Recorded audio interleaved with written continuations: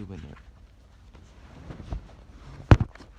Persuaded by his religious convictions and sense of justice, young Helmuth spoke out against the Nazi regime and tragically became, for the Third Reich, sentenced to death and executed.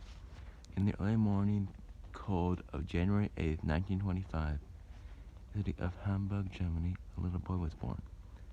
His mother held him close to her chest and looked into her bright blue eyes. She smiled, as all mothers do. And imagined all the good that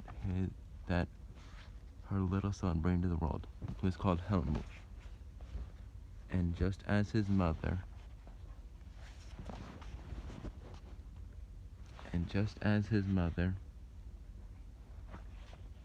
had known he would, he grew into a kind of thoughtful child with that in his friends and went out in the church and the Boy Scouts.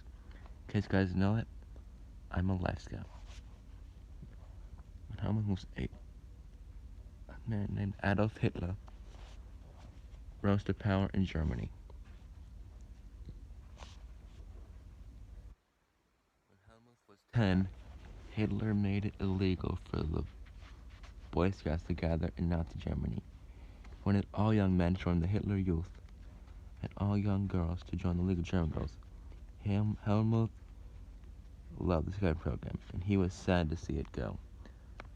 But he joined the Hitler Youth along with the other boys his age. When Helmuth was 13, something happened that changed his feelings about... Caleb, what are you doing? Caleb, what are you doing? Caleb, what are you doing? Recording myself reading about Helmuth Hubener. Caleb, what are you doing? Recording myself reading about Helmuth Hubener.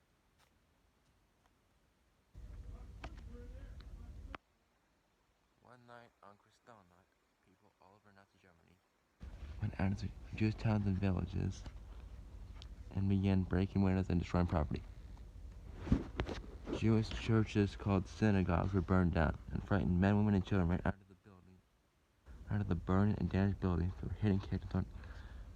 Their parents participated in this out and bloody display of hatred and abuse. And the sun rose in the morning of November 10, 1938. The streets were blanketed with shattered glass. After Kristallnacht, or the night of the broken glass, everything seemed different to Helmuth. He had always been a gentle and kind-spirited boy. But he couldn't understand why people would cause so much harm and treat others so cruelly. He had learned in church that every person was his brother or sister.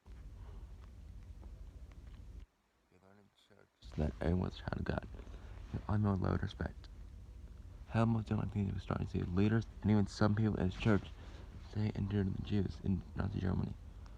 Most of Helmuth didn't agree with what the followers of Adolf Hitler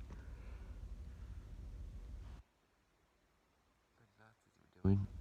Some people in the Hubener small congregation speaking out in support of the Nazis, that Helmuth found himself at odds with his fellow worshippers. The small group of Nazi supporters convinced the rest of the congregation that Jews shouldn't be allowed to come into their church buildings.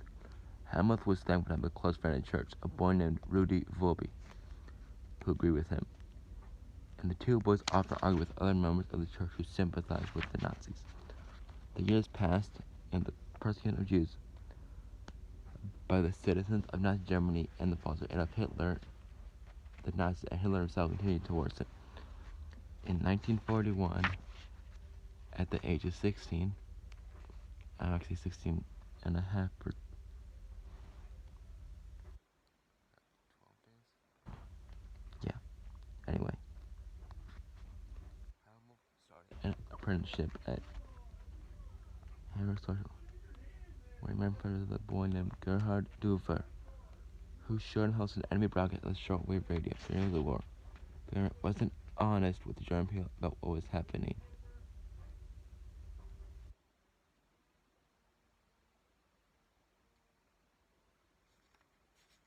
Hitler helped men and women whose only job was to create propaganda, misleading information to citizens of Nazi Germany. They broadcast fake stories on radio, fake stories in the newspaper.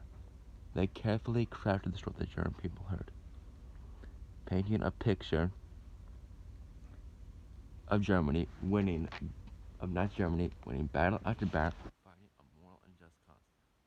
But with Helmuth and his friends heard on the automated broadcast told a very different story. The German people realized the propaganda of the Nazis. They knew that listening to enemy radio, I guess Hitler, crimes. They destroyed the people who questioned propaganda. Crystal out against Hitler, being taken in the middle of the night and shipped off to camps, never to be heard from again.